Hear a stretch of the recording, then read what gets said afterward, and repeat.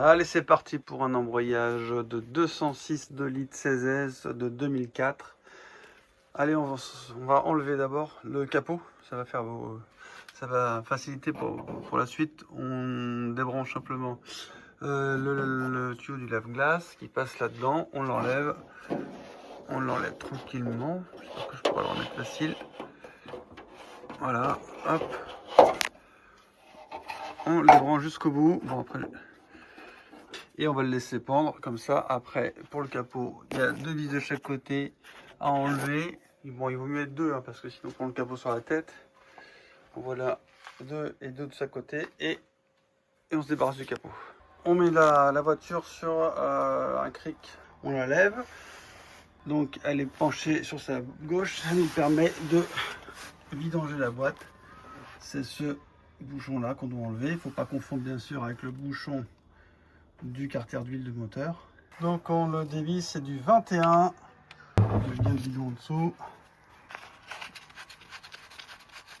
Et on vidange la boîte. Et voilà, l'huile de boîte bien liquide.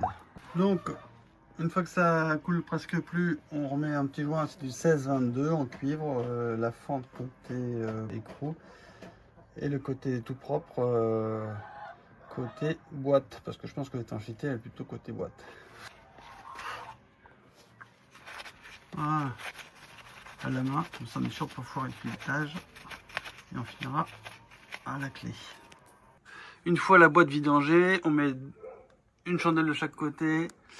On lave bien la voiture, hein, elle est quand même assez soulevée parce que ça facilitera un peu les manœuvres. Voilà, donc 2 chandelles. Allez, elles sont reprises sur l'écrou de l'arrière du triangle. Voilà, donc ça c'est sur le berceau. Voilà, et j'ai levé au niveau central avec le cric. En fait, il faut un bon cric quand même, hein, parce qu'il faut lever tout l'avant de la voiture. En disant qu'il faut faire vraiment gaffe parce qu'elle a tendance à osciller de droite à gauche, hein, donc faut vraiment faire attention. Bon, bien sûr, à l'arrière, il y a des cales hein, qui sont absolument pas mises. Avec le frein à main serré. Allez, maintenant on enlève les roues. Alors faites attention, ça c'est pas des écrous, hein, c'est des bouchons d'écrou. Hein, l'écrou, son bouchon il est là, hein, parce que si vous essayez de desserrer ça, vous explosez le bouchon. Bon, il me reste que 2 sur la roue, mais voilà, on les retire un petit peu de tournevis là, petit à petit. Et puis on desserre les écrous. Alors, si vous n'avez pas de clé à choc, desserrez les écrous avant de lever la voiture. Bon, pour un des 4 écrous, et ben, il faudra l'antivol bien sûr, enfin pour moi en tout cas. Peut-être, je sais pas si c'est une Roland Garros, donc elle a l'option genre je sais pas quoi. Donc voilà, on enlève la roue.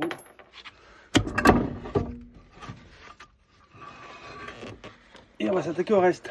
L'écrou de cadence c'est pareil, si on n'a pas de clé choc, on met un tournevis dans la ventilation des disques. On met deux écrous pour bloquer le disque, parce que sinon il va arracher la petite vis là, qui n'est pas faite pour ça. Et comme ça, on a la force de pas bouger. Quand on dévisse, ça ne fait pas bouger le disque. Donc là, je m'occupe d'enlever la goupille, comme ça, simplement.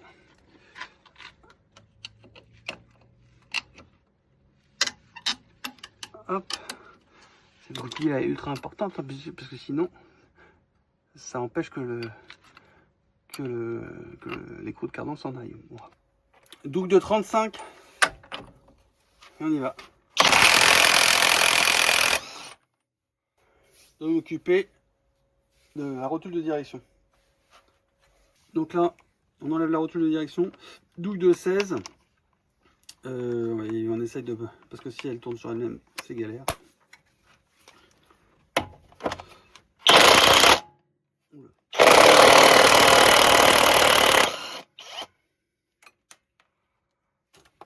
Ça commence. Donc là, on remet l'écrou, on le remet, on fait pas grand chose et on tapote, pas non plus comme un veau, un peu là. Et sinon on peut tapoter aussi sur, en évitant de faire ce que je fais, hein, de pas viser le caoutchouc.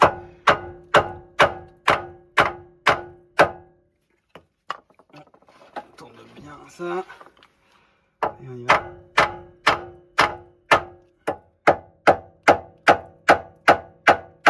Est-ce que c'est un cône? Non.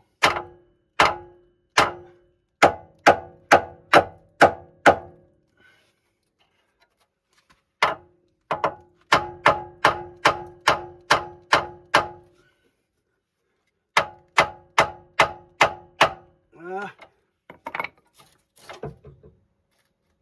Et c'est fait. On remet dessus pour pas le perdre les écrous.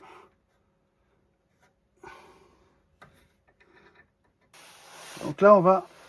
Alors moi j'ai un outil, hein. Si on ne l'a pas, celui-là on galère. Ça coûte 80 €, c'est Autobest.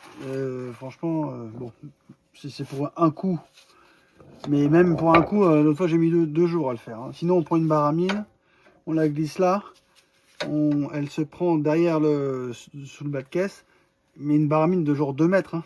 Et on se met debout dessus, et le but c'est de faire descendre le triangle pour dégager la rotule pivot qui est là. En fait, ce que fait cet outil-là, c'est que ça fait descendre le triangle. Cette pièce-là, là, ça la fait descendre comme ça. Comme ça. Donc, alors là, elle descend toute seule. J'ai commencé à le faire, ça descend tranquillement. Mais sinon, alors bien sûr, un peu de WD-40. Hein. Sinon, on prend un petit burin là, et on vient tapoter pour écarter la fente qui est là. Il faut pouvoir agrandir cette fente là. Donc on y va au tournevis au début, puis après au burin. Alors faut pas non plus l'ouvrir en deux, hein, mais il faut lui mettre un demi-centimètre.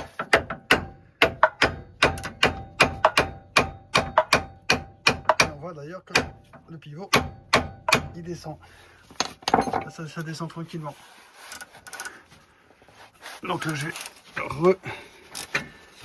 resserrer un peu l'outil. Donc ça tire davantage. Voilà. Et qu'un petit coup de marteau là, on tourne un peu. Alors c'est bien être deux, hein, quand même, c'est pas mal. Et là, on va voir que ça va descendre. Donc là, je vais tapoter. On voit que ça descend tranquillement. Alors il faut pas rentrer trop l'outil à l'intérieur. Bon, celui-là, il risque pas de rentrer parce qu'il faut pas les taper. Il faut pas les marquer la rotule pivot surtout. Hein. Et alors bien sûr, on fait très attention à ce caoutchouc là. C'est pour ça qu'avec une barre à mine, en général, avec une barre à mine, en général, on abîme ce caoutchouc là. Là, il touche pas. Hein. Et quand on abîme ce caoutchouc là, la rotule elle est foutue. Et comme sur la 206, le triangle et la rotule c'est qu'une pièce, et ben il faut changer le triangle. Et en gros, on a le prix du triangle, c'est le prix de l'outil là. Donc c'est un peu dommage de s'en passer.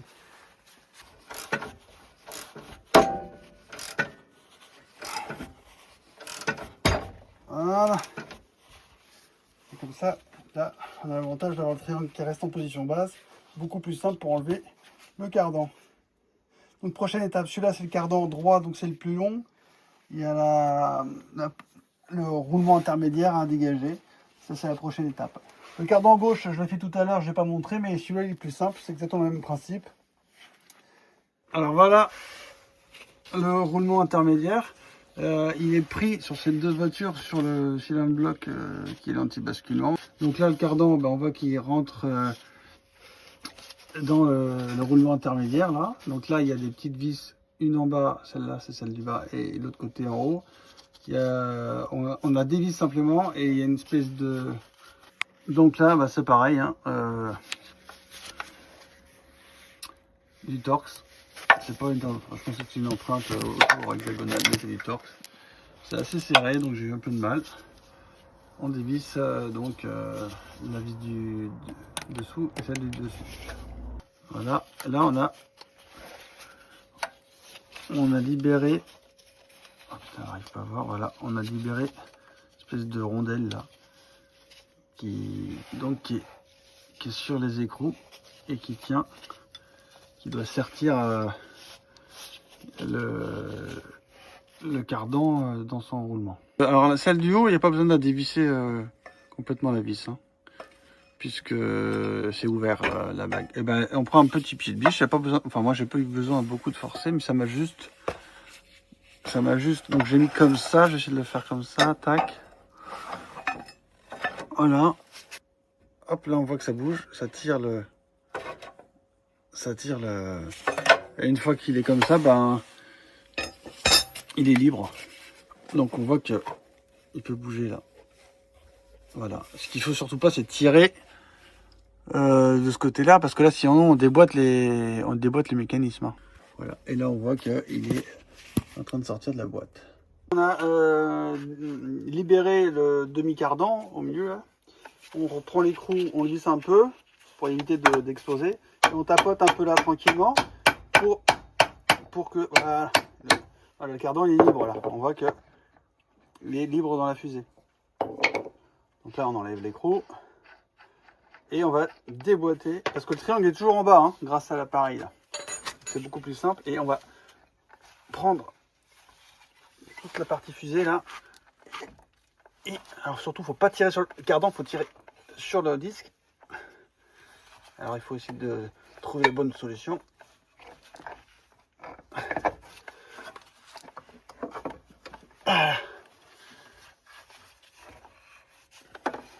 Et voilà. Donc là, c'est libre. Donc là, on peut retirer le cardan tranquillement. On tient bien les deux parties. On soulage un peu là et on essaye de libérer un peu la place. Il y a un truc qui bloque. Mon Dieu, c'est quoi? Voilà.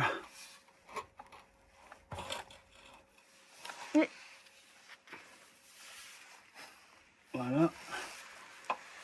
Et tranquillement, on le retire. Allez, une fois qu'on a retiré les deux cardans en dessous, on s'attaque au-dessus du moteur. On va libérer la place hein, pour aller voir la boîte qu'en dessous. On enlève la boîte à air et la batterie pour l'instant. Alors une fois la batterie retirée, on a 3 vis au fond, c'est du 10. On les retire et ensuite on peut déposer le support de batterie. Avant d'enlever le support de batterie, il y a le câble de plus là à enlever de son support. Et pareil pour le moins. Voilà, il faut juste dégrafer, hein, dégrafer le rond. Donc on fait comme ça pour le câble avant. Tac. Et le câble est libéré à l'arrière, c'est exactement pareil. Ensuite, on dévisse ce petit collier là pour sortir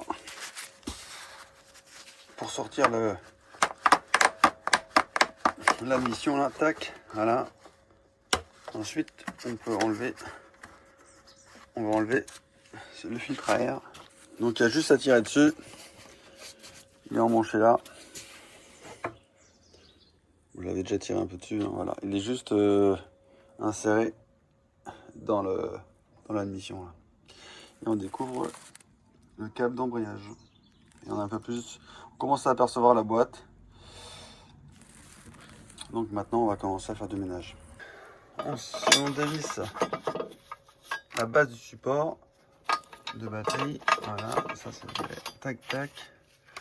Et on peut la sortir tranquillement. Voilà.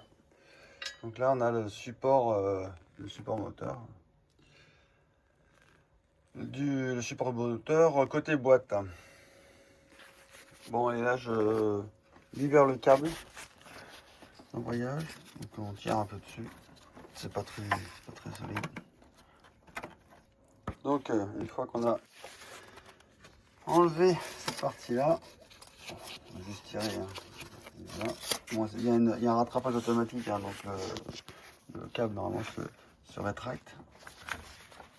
Il faut retirer dessus pour. Bref. Et là, il n'y a qu'à tirer dessus, c'est un caoutchouc. Et puis on dégage le câble pareil par la fente qui est sur le côté. Là. Voilà, donc on tire un peu, on dégage le caoutchouc de l'axe, et ensuite hop, on passe le câble à travers comme ça, clac, et hop, c'est bon, il est libéré. Maintenant on démonte le support de câble, les 3 écrous là. Bon, la fourchette est déposée, comme le support de câble, en tout cas je sais pas comment ça s'appelle. J'ai remis les écrous hein, pour pas les perdre. Là et le troisième en bas. On va s'attaquer après à déposer les capes de masse. Il y en a un là. Et ensuite, on va aussi enlever le capteur de marche arrière qui est là. Donc là, on enlève le capteur de marche arrière avec un petit tournevis. On lève à l'arrière là. Et hop, on peut retirer. Bon, je peux pas le faire à une main, mais vous avez compris. Et maintenant, on s'attaque juste cet écrou là qui est sur une sorte de flasque là. On enlève et puis il y a un capteur au fond là. Je ne sais pas pourquoi. Voilà, donc là il y a ce capteur là aussi à enlever. Je sais pas si c'est sur la boîte ça, parce qu'il n'est pas sur la boîte celui-là. On s'attaque à notre réglerie, il faut déclipser. C'est une rotule qui va sur un bout de téflon, donc en général on peut les casser, hein, il faut les recommander. Donc il y en a une là et une au fond qui est là derrière là. On voit pas. Voilà. Donc ben, on essaie de faire ça. J'ai essayé de me servir d'une clé de 10. Allez, la clé de 10. Une clé de 10. On insère comme ça. Et on pousse comme ça. Je vais voir ce que ça donne. Bon, j'ai enfin réussi à libérer toutes les rotules. Celle-là était vraiment difficile. J'ai réussi à faire ça avec une clé de 10 que j'ai insérée comme ça. Ensuite, une fois que j'ai mis la clé de 10, je me suis servi une pince avec l'eau, comme ça. Et j'ai fait le levier comme ça. Et ça, c'est venu. Et ensuite pour les autres, bah, j'ai simplement avec la clé de 10, là ça c'est beaucoup plus simple comme ça, parce que là c'est beaucoup plus court. Et derrière pareil. Cette rotule là, bon je pense qu'il faut que je la change parce que elle est un peu sèche. On va s'attaquer à démonter le démarreur qui est côté gauche. Donc là on a la boîte là, à gauche là derrière tout ça, et le démarreur qui est là. On voit les écrous là, c'est un peu ça, voilà. Voilà, le démarreur il est là, donc il y a 3 vis je crois. Pour déposer le démarreur, il y a 3 vis donc, qui sont en BTR là, BTR du 8 je crois, tac, une là, une là-haut, et une qui se situe là-dessous, je vais essayer de la faire voir, là quoi, je sais pas si on voit, donc elle est là-dessous, normalement on devrait la voir.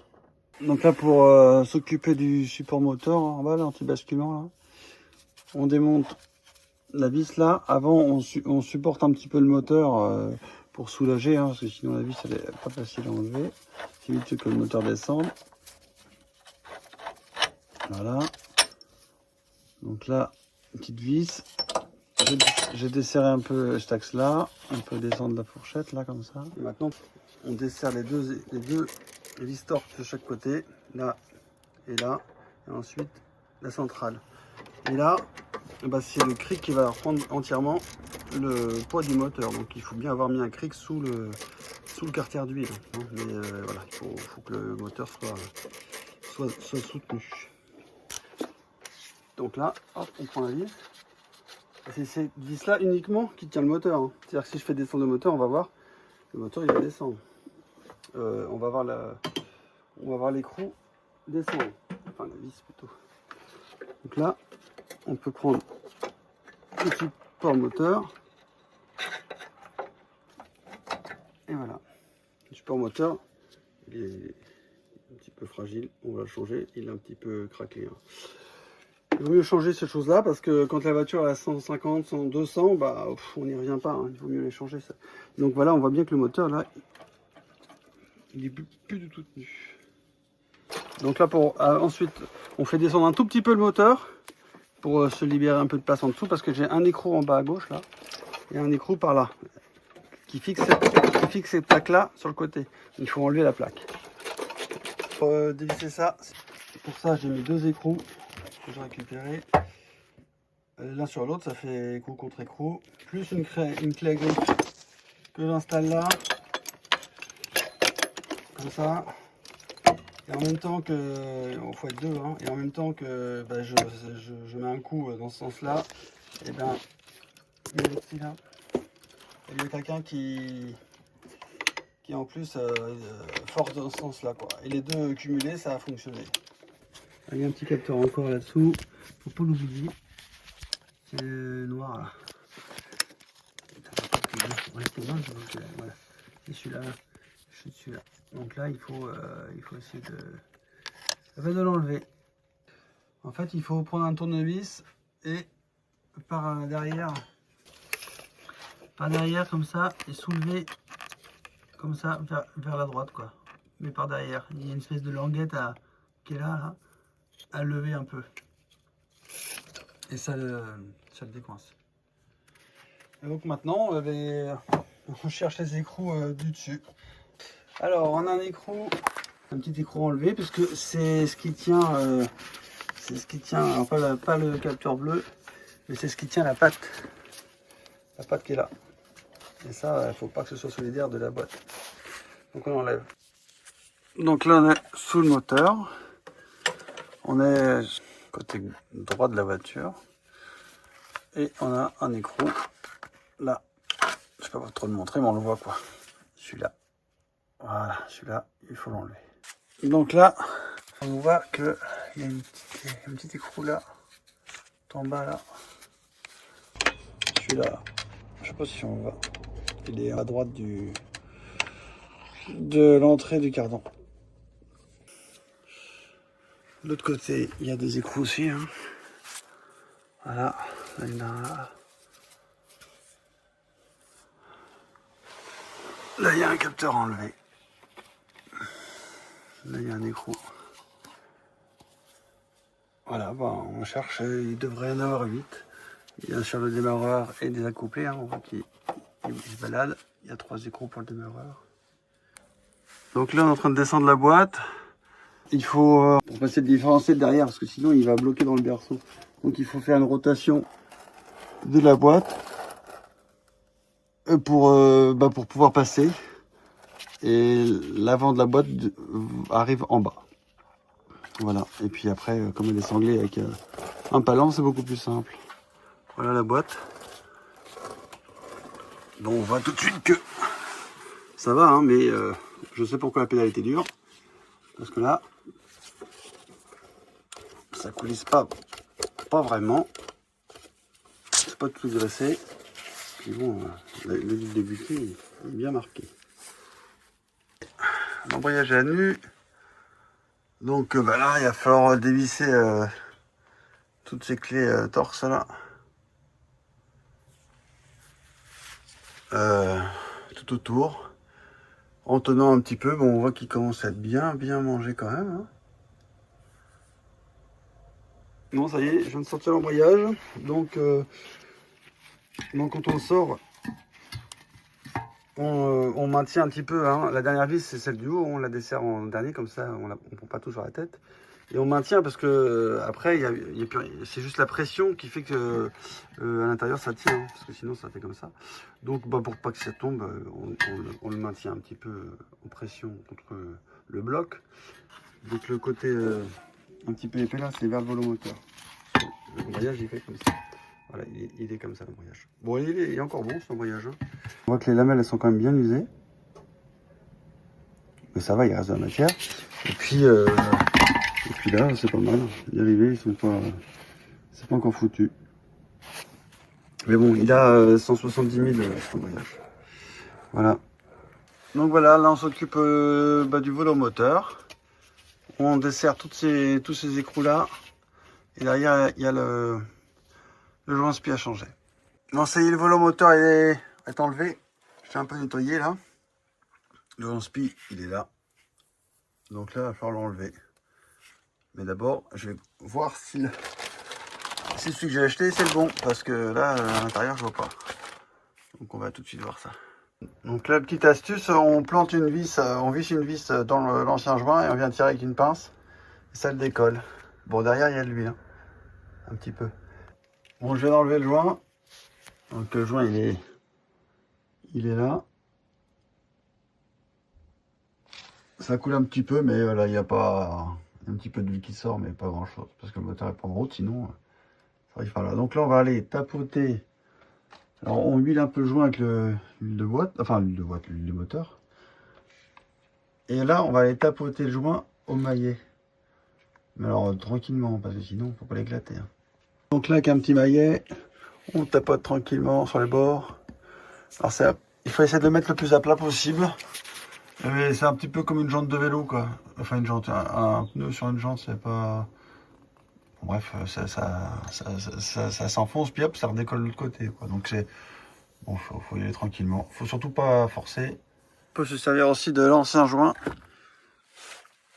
pour ensuite tapoter dessus pour pas abîmer le joint en dessous. Donc là, à la fin, il faut que le joint il soit à fleur, légèrement rentré, très légèrement rentré. Voilà. Et là, c'est reparti pour 170 000 km. Et avec un maillet surtout, hein, pas un marteau. Hein.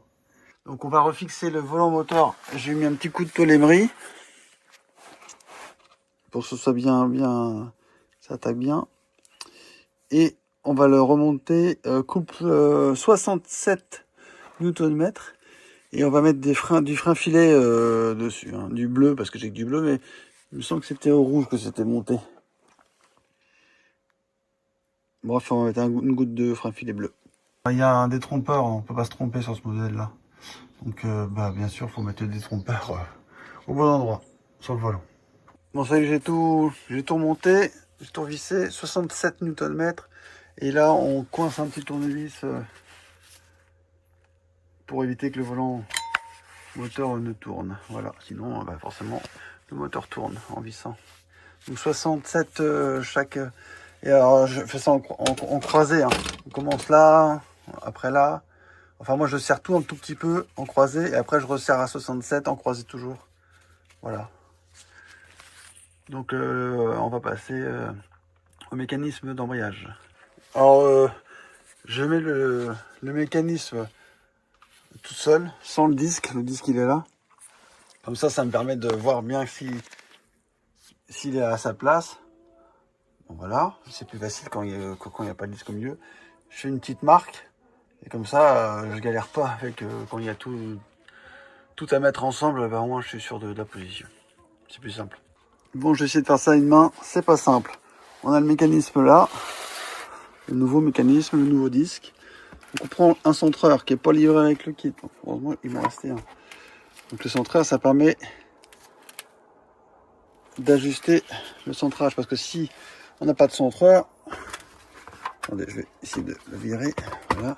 Si on n'a pas de centreur, comme il n'y a pas d'axe qui sort, le disque, quand il est contre le truc, on ne sait pas où il est. Si c'est comme ça, il faut absolument pas. Donc il faut le centrer. On prend le centreur, on le met dans le disque, à travers, voilà. Et, c'est pas facile une main, hein. Et on glisse le trou, voilà. Et comme ça, là, il est centré. Il reste centré quand on met l'embrayage, comme ça, le disque derrière, il reste à sa place. Donc, je mets le mécanisme par-dessus tout ça, en faisant attention aux détrompeurs sur les côtés. On peut pas se tromper, hein. Mais voilà, faut pas forcer. Donc là, on tient le centreur tout en vissant les vis. Parce qu'en vissant les vis, ça va plaquer le mécanisme au milieu. Ça va le plaquer. Après, on ne pourra plus le bouger. Donc là, il est centré. Donc il faut visser à 20 Nm. Chaque vis. Et celle-là, pas besoin de frein filet.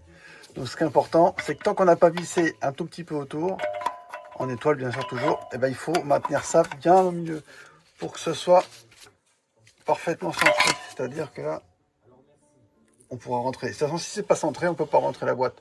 Parce que la boîte, elle va pas être, l'axe va pas être en face du trou là, et ça va jamais rentrer. Là, on voit l'intérieur de la boîte. La fourchette, elle est là. Donc, on est comme ça, on peut faire comme ça, le câble bien tiré dessus. Donc quand on tire dessus, ça pousse la butée. La butée, c'est un roulement. Ouais, il roule presque plus, hein, parce qu'il est mort. Il a du jeu. Donc, il vaut mieux le changer. Là. Donc quand on agit sur la pédale d'embrayage, ça vient pousser le roulement contre le mécanisme d'embrayage. Et le mécanisme d'embrayage, lui, tourne tout le temps. Donc ça vient tourner et ça vient pousser le mécanisme d'embrayage et décoller le disque d'embrayage. Donc forcément, si on reste appuyé sur la pédale tout le temps au feu rouge, par exemple, bah ça, il tourne en permanence et il n'est pas fait pour. Et au bout d'un moment, il cuit. Voilà. Et donc, il glisse le long de la butée. Alors là, pour l'enlever, on pousse simplement fort, enfin fort, assez loin. Et ça l'enlève de ses encoches. Ça c'est vraiment une pièce. Ça, c'est sur nos rotules. On va enlever. Donc là, il n'y a qu'à tirer, hop, la rotule se déboîte. Donc ça, c'est une pièce qu'on va changer parce que la rotule est complètement cuite, je pense. Ouais, la rotule, on ne voit pas, mais elle est foutue.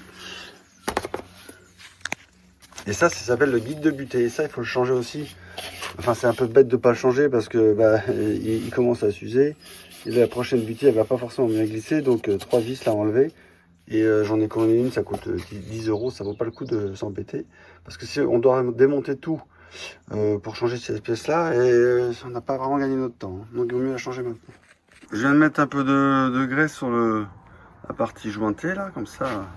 On est sûr de ne pas l'abîmer et on vient représenter le nouveau guide à son emplacement. Donc on fait gaffe de ne pas embêter le joint et on vient plaquer. Voilà, tac. Il est plaqué. Donc ça c'est l'ancienne pièce. On voit que celle-là, il fallait la changer. On serre les écrous à 10 Nm. On va passer au remplacement des joints SPI. Donc on commence par le côté différentiel, le petit. Donc on met un chiffon sur la pointe du tournevis pour pas abîmer la lutte. On enfonce. On se met derrière le joint, dans le creux.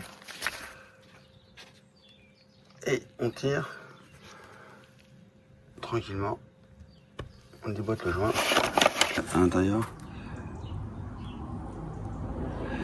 Donc là, il faut absolument pas abîmer l'aluminium.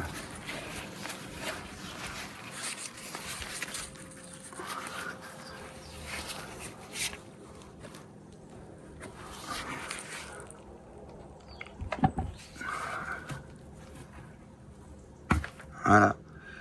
Comme ça là, on peut pas abîmer le tournevis. Il vient pas les frotter le bord là. Faut absolument pas qu'il arrive là. Une fois qu'on a bien nettoyé la portée du joint, il faut vraiment que ce soit nickel. On passe, alors moi je fais ça au sopalin, chiffon. Et après je passe le doigt comme ça pour, parce qu'au doigt on sent bien les petites rayures, les petites choses comme ça, c'est nickel. Le vieux joint, je l'ai enlevé au tournevis, mais bon, je pense qu'il est un peu cuit. Le nouveau joint, on met de la graisse tout autour un petit peu de graisse, pour que ça rentre bien. Et après, à la main, on le pousse. Si on n'arrive pas à la main, on met un petit coup de maillet. Le maillet entre le joint et on tape aussi sur l'alu, comme ça le joint il va pas plus loin que le bord. Voilà. Normalement il peut pas aller plus loin de toute façon parce qu'il a un détrompeur là. Donc voilà, je fais ça. Donc la nouvelle fourchette, je graisse un petit peu l'intérieur, de la graisse classique, et on va la clipser sur la rotule comme elle était. Donc on la passe là-dedans. Voilà. Et on vient clipser. Voilà. Comme ça, elle bouge. On va mettre la nouvelle butée. Pareil. On va légèrement graisser le guide de butée. Pas beaucoup, hein, parce que si la graisse, on en met trop, elle se balade un peu partout. Et après, elle vient aller sur le mécanisme, enfin sur l'embrayage, sur le disque de l'embrayage. Et il va glisser. Hein, donc il faut surtout pas en mettre trop. Donc voilà. Je en mets un petit peu. Pas 3 tonnes non plus.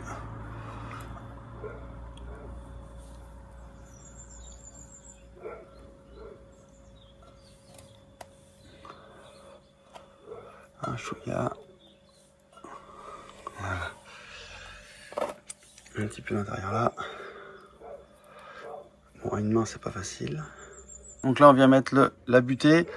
Donc là, il y a des petites lamelles en fer, là, de chaque côté. Et ben ça, c'est ça qui va se coincer sur cette partie-là. Donc, on fait comme ça.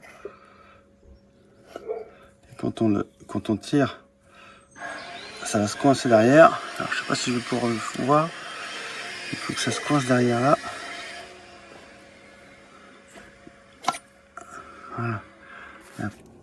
Donc là, on voit bien que si on tire un tout petit peu le mécanisme, que la lamelle en fer est derrière la fourchette. Et donc la fourchette est emprisonnée. Pareil en dessous, il faut vraiment que ce soit des deux côtés. Donc là, on voit bien que la fourchette, n'a pas de problème. Elle est bloquée des deux côtés. Et quand on agit sur le mécanisme, il n'y a pas de souci. Ça embarque bien la butée. Donc la boîte, elle est prête à être remise. On a mis l'embrayage sur le volant moteur. On a changé le guide de butée, la butée, la fourchette est neuve aussi. J'ai changé les deux joints de chaque côté des cardans. Donc là, on va ressangler la boîte de vitesse au palan, comme ça. Et ensuite, on va faire la procédé inverse, c'est-à-dire que on va d'abord la mettre avec l'arrière vers le haut, comme ça. On va faire une rotation pour que ça passe au berceau. Et ensuite, une fois que ça sera au-dessus du berceau, et ben hop, on va remonter la boîte comme ça. Bon, on va essayer de filmer ça.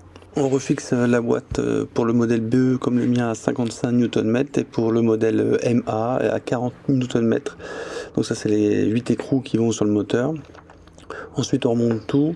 Soit on remplit la boîte avant de remettre la batterie et le support de batterie par le reniflard, soit comme moi, on a une seringue et on le fait à la fin. Donc par le bouchon de remplissage, on attend le débordement. Et pour le modèle BE, comme moi, eh bien c'est 1,9 litres. Sinon, pour la MA, c'est 2 litres. L'huile, c'est de la 75-80. J'espère que ce tuto vous a bien aidé. En tout cas, moi, ce qui m'a aidé, c'est le tuto que j'ai trouvé sur 206 Lovers, fait par Thomas Boss. Donc merci beaucoup Thomas, parce que ça m'a bien aidé. Et voilà, j'espère que ce complément vidéo vous aidera aussi. Je vous mets le petit QR code là pour retrouver le tuto de Thomas. Et bon courage à ceux qui se lancent dans l'aventure.